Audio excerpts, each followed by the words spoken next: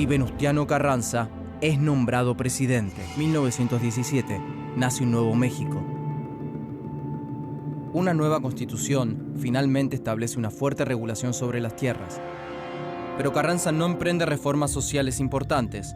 Asesina a Zapata en 1919 y Villa se recluye en Chihuahua. Con el tiempo, Álvaro Obregón se diferencia de Carranza y apoya reivindicaciones de obreros y campesinos. Obregón, principal candidato a la presidencia, asesina a Carranza en 1920. Se cierra con sangre el periodo de las guerras civiles revolucionarias.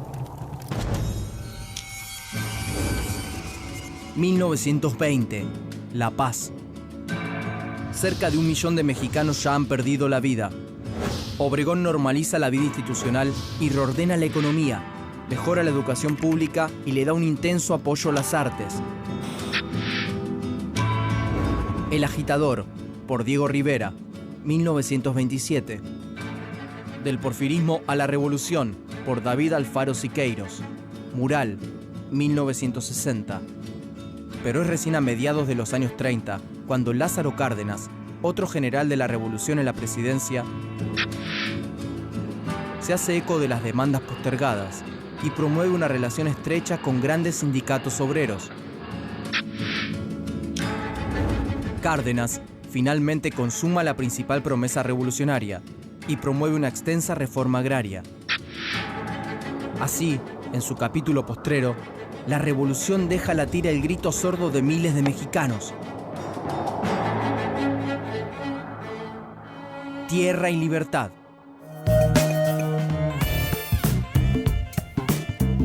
Bueno, nos ubicamos entonces históricamente, Javier, con esta última tira de sucesos. Sí, una vez que la alianza de Carranza con Obregón vencen a los ejércitos campesinos, hay una nueva guerra de vencedores entre Obregón y Carranza. Y creo que hay cuestiones sociohistóricas. Acá creo que el obregonismo estaba en muchas mejores condiciones de estabilizar una situación postrevolucionaria que el carrancismo. El carrancismo viene de las viejas élites porfiristas, mientras que el obregonismo son grupos clase medieros también del norte de México, rancheros, Plutarco Elías Calles, que es el que sucede a Obregón, que también es del mismo estado de Sonora, es maestro de escuela, con más experiencia en vincularse con organizaciones populares, entonces con más capacidad de cooptar organizaciones populares, porque eso es lo interesante, porque si bien vencen a los ejércitos populares, tienen claro que solamente van a estabilizar la situación postrevolucionaria si los integran. Sí, los integran. Y ahí es cuando se integra. Por un lado, se integra a la cantidad de militares con mando de tropa. Hay una situación de soberanía múltiple en la década. Entonces hay que primero cooptar a los militares, que no son militares de carrera, militares hechos en la revolución, que controlan áreas regionales. Hay que cooptar a los obreros que, decíamos fuera de cámara, que habían sido un elemento importante en los últimos años del porfiriato, en la confrontación con los porfiriatos, pero no fueron un sujeto importante en la revolución. ¿Sí? Hay varias matanzas de obreros previas a la revolución, pero durante la revolución no cumplen un papel importante, pero sí con el obregonismo van comenzando a activarse bastante, y el obregonismo le hace ganar huelgas a los sindicalismos más moderados y perder huelgas a los sindicalistas más radicales. Es tal vez la primera experiencia de un pacto corporativo para cooptar al sindicalismo más negociador, y con el campesinado. O sea, si bien el grueso de la reforma agraria viene con Cárdenas en el 36, en los estados en las regiones donde había sido más activo el campesinado, hay reformas agrarias más tempranas. Y ahí se va cooptando incluso a dirigentes revolucionarios en esta composición. Un dato paradójico, los descendientes de Zapata terminaron siendo caciques priistas. Claro. Cuando el comandante Marcos, del zapatismo de Chiapas, no del zapatismo de Morelos, hizo la marcha zapatista en 2001, cuando llegó a Nenecuilco, que era el pueblo de Zapata en Morelos, o sea, quiero insistir en esto, el zapatismo de Marcos en Chiapas, en el sur, el zapatismo originario es en el centro-sur, o sea, muy cerca. Cuando llega a Nenecuilco, los descendientes de Zapata no lo reciben. Ay, ay, ay. O sea, claro, hay 70 años de cooptación entre medio, digamos, o sea, ubiquemos que también con la construcción de este Estado postrevolucionario hay 70 años de ejercicio del poder de un partido hegemónico. Claro, el PRI. El PRI se convierte en el partido hegemónico de la realidad política mexicana hasta 1999, creo. Hasta 2000 que gana el PAN, gana el PAN con Fox. Con Fox, claro. Te escuché, Carlos, hacer alguna paralelismo entre la historia de Argentina y la historia de México con toda la revolución, digamos, a cuesta, ¿no? Sí, más que un paralelismo. ¿Qué puede ser lo que más distingue a una evolución histórica de la otra? No, lo que lo que más distingue también es la composición social, ¿no es cierto? Argentina tiene una inmigración, yo no soy un conocedor de la historia mexicana, pero Argentina tiene un caudal de inmigración en donde en un momento dado, en los grandes centros urbanos argentinos, de un criollo había 3 inmigrantes, que es lo que causa, ¿no es cierto?, bueno, la ley Sáenz Peña, la ley de residencia en la Argentina, todo lo que posibilita luego la venida del radicalismo, Irigoyen al poder, etcétera, etcétera. Ahora, en realidad, revolución más popular recién la tenemos que esperar en 40 en Argentina, ¿no es cierto?, de la mano del peronismo, pero también es otra revolución popular, no es una revolución de campesinado, de cultura aborigen, es una revolución más ya de un obrero más industrializado o de esa gente que viene del campo, ¿no es cierto?, a los grandes centros urbanos y constituyen los primeros sindicatos. Lo que sí, obviamente, bueno, el constitucionalismo social, como te dije, es un precedente. Una cosa que quería aclarar, la Constitución mexicana se reforma por los 2/3 del Congreso, pero luego tiene que ser ratificada por cada una de las legislaturas de todos los estados miembros del Estado mexicano. O sea que tampoco es un sistema tan simple que se pueda reformar. El PRI lo hacía más simple. Claro.